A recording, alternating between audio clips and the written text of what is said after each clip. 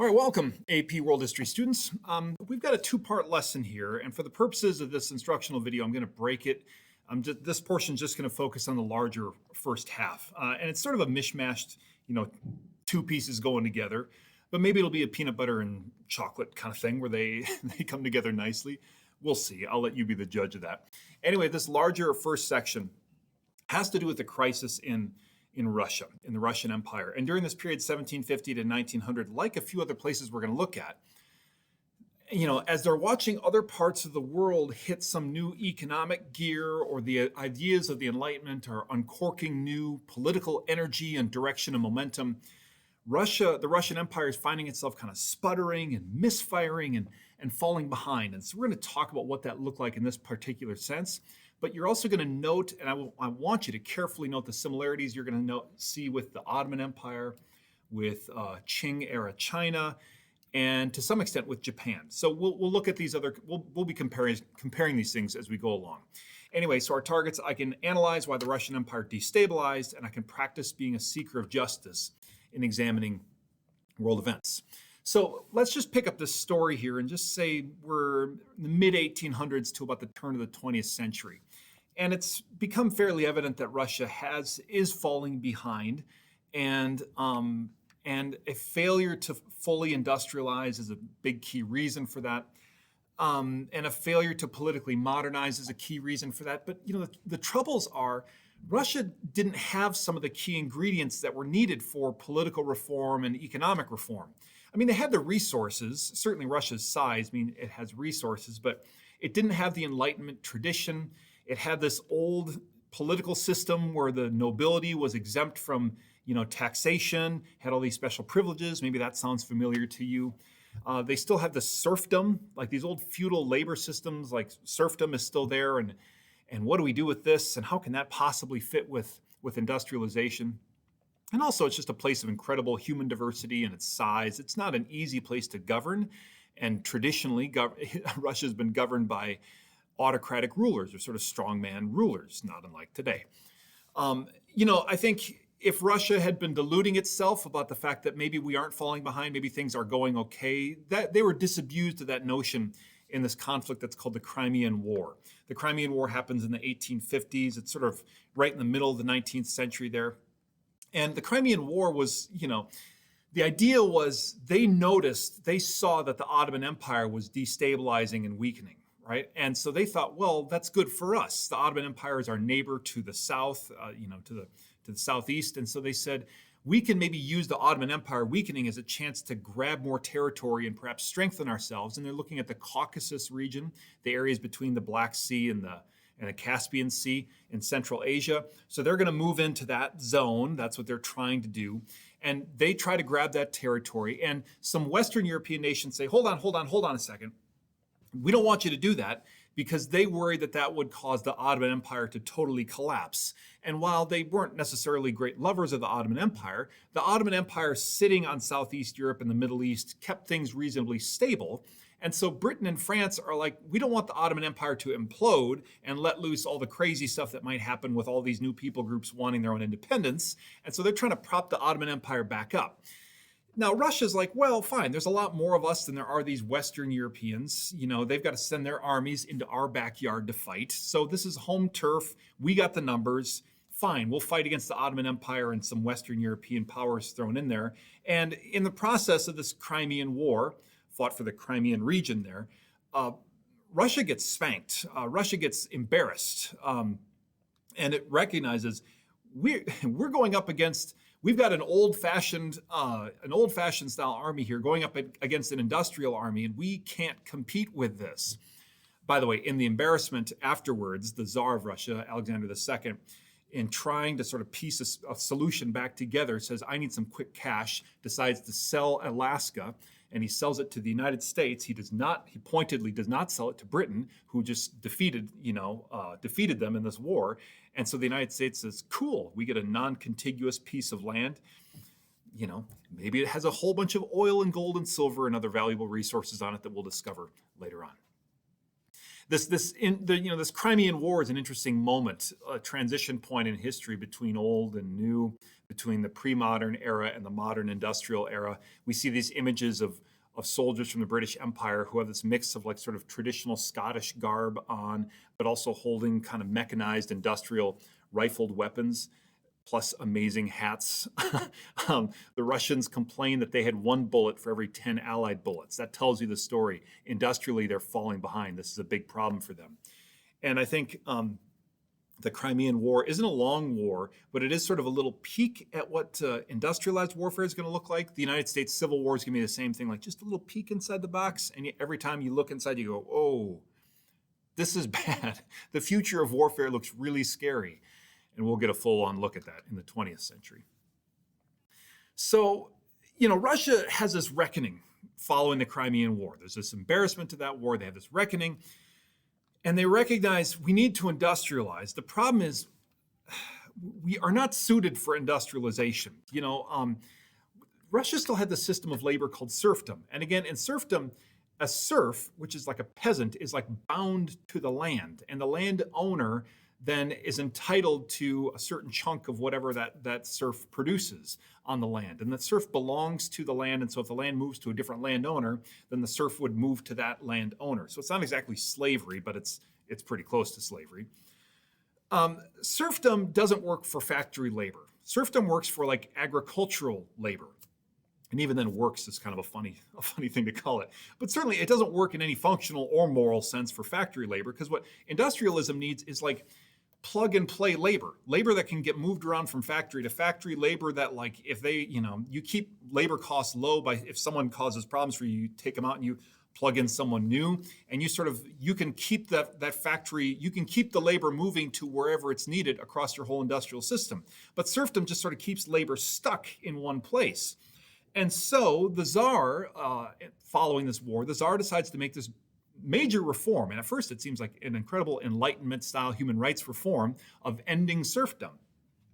And while the Tsar sort of gives some lip service to that sort of Enlightenment language of human rights, what he's really trying to do is trying to modernize Russia's economy by loosening up, freeing up the laborers to move to the factories that they're hoping are going to pop up and get set up.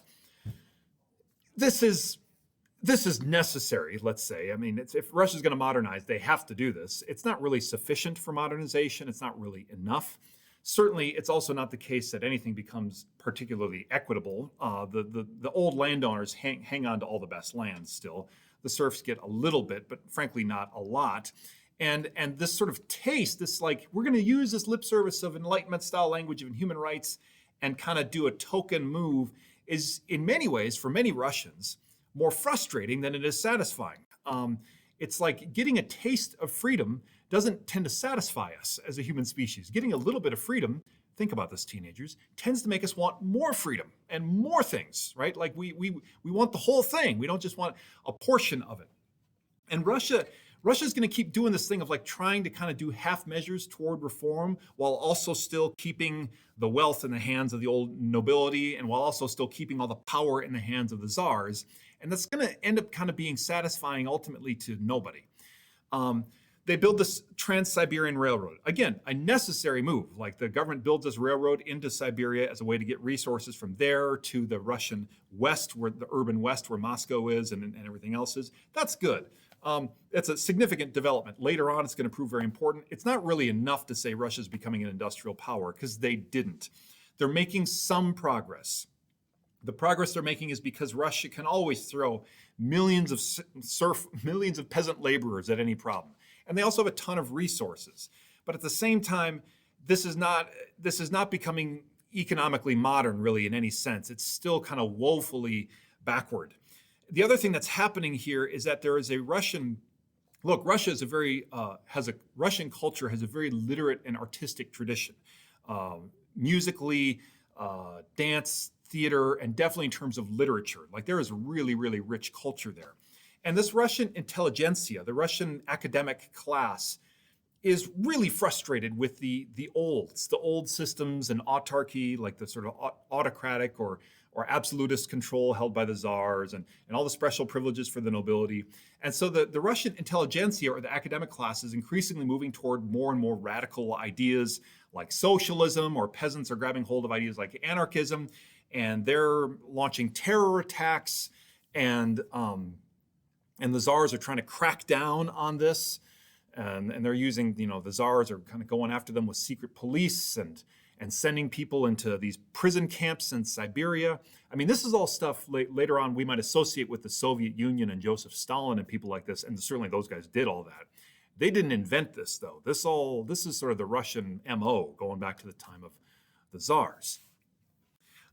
This resentment or this frustration with half measures and a lack of real modernization boils over when the Tsar is assassinated.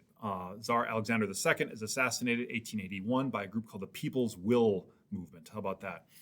And I think it's fair to say that the Tsars respond to this not by saying, well, gee, maybe they have a point, but instead by cracking down further.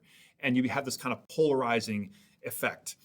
Tsar Nicholas II is the one name. There's a bunch of small stories we don't need to get into. I will just sort of, as we move toward the finish of this part of the lesson, let's talk about Tsar Nicholas II, effectively the final Tsar of the Russian Empire. He perhaps has some intentions that to try to be more sensible or modern thinking, to open up some political powers, but frankly, his instincts and his advice that he's getting is still to become an autocratic ruler. And his moves and his missteps will oversee the end of the Russian Empire. He does a move here, like how do you deal with all this internal dissent and internal fracturing? It's an old move, it's a comfortable, familiar move, and the move is this. If you're unpopular at home, why not start a war somewhere else? Because then you can deflect attention away from that. Nothing unifies like a common enemy, right? And then if the war goes well, then you can say, look, we won a war, and you can kind of stoke all these nationalist feelings, and that can kind of cause a rally around effect. It's not a move he invents, it's an old move. To do it effectively, you do need to win a war. This is where they're going to struggle a little bit. At any rate, Nicholas II welcomes the idea of a war that he can win, and that war ends up being with Japan, of all places. And you might say, why Japan? And let's say, think about Siberia, think about the extreme eastern tail end of Siberia, and there's all these peninsulas into the northern Pacific Ocean, and all these islands that Russia has, and that Japan also says, these are in our backyard. And so both places say, these are in our backyard, and so there's some conflict, some zone of interest issues going on there. And Japan is looking to move into, Korea and maybe the Asian mainland. So and we'll learn later, Japan is a nation on the rise at this point. And so Japan and Russia are sort of locked in the stare down. And so Nicholas II welcomes the idea of let's go to war with Japan as a way to solidify my political position. But instead, Russia is defeated by Japan. This is the first time when a European nation is defeated by an Asian nation in war in the modern era, of course. I mean, we can go back to the Mongols or something like that. But in the modern era, this is now happening, and this is humiliating. And this has, if he went into this war hoping to kind of solidify his position at home, that is not what happened. There's all this funny propaganda of we're going to show Japan who's boss. We're fighting over these Pacific islands, and we'll go in there with our stout Russian, blood, stock, and we'll punch the Japanese in the face and cause blood to gush out of their nose. And the opposite happens, as a matter of fact. And so Russia is forced to the negotiating table. If you can recognize this is actually our guy, Theodore Roosevelt, who negotiates the treaty. Roosevelt is seeing a more boisterous and more active role for America in the future of the world, and that certainly is what would happen. But Theodore Roosevelt just sort of elbows his way in and says, let me negotiate, let me bring an end to this war and negotiate this treaty. And look, everyone gets some pieces, but there's no doubt that Russia did not get what it hoped for, and effectively it comes out of the war the loser. And this causes more discontent, more revolution to sort of be bubbling up and spilling up. And in Russia, the sense is we're tired of autocratic rule. We're tired of economic backwardness. We're tired of repression of the intelligentsia. We're tired of repression of the peasant class. We're just tired of this whole system. So Nicholas says, okay, when there's this revolution attempt in 1905, and then there's a crackdown, Nicholas says, okay, well, how about this? Let's create a legislative body where I can share power with an elected body. And it's called the Duma. And that's like, okay, maybe this is a reform that will work, but then, the devil's in the details, in the fine print, and in practicality, Nicholas II wasn't really inclined to listen to the Duma. And when push came to shove, he didn't really need to listen to the Duma. He kind of continues on as an autocrat, and people just say, enough with this. And frankly, Nicholas has also had enough of the people in many ways. He just sort of retreats. He retreats into this internal domestic life in the Winter Palace at St. Petersburg. He retreats into this quiet crisis of his czarship. I'm not sure what the right term is, but the quiet crisis is there is no male heir. He has daughters, but no son. Eventually, he and the Tsarina have a son, but he is sickly. He has hemophilia, which is a death sentence in those days. That's when your body's blood won't clot and small bruises or cuts can become near fatal. And in the desire to keep the son alive, the Tsar's wife sort of falls under the spell of this fellow named Rasputin, pictured here. You need some nightmare fuel tonight, students. I just urge you to turn off all the lights in your room after midnight and Google image search pictures of Rasputin. And he claims that he can keep the boy alive, and the Tsar and his wife sort of fall under the influence of this person and kind of disappear further and further from political life. Look, things are coming to an end here in Russia. There's a world war coming that's really not going to go well. And there's a communist movement burgeoning and rising that is definitely going to spell bad news. So that is the end of part 1 of this lesson. You got what you need for that. Part 2 is coming up soon. So thanks, gang. See ya.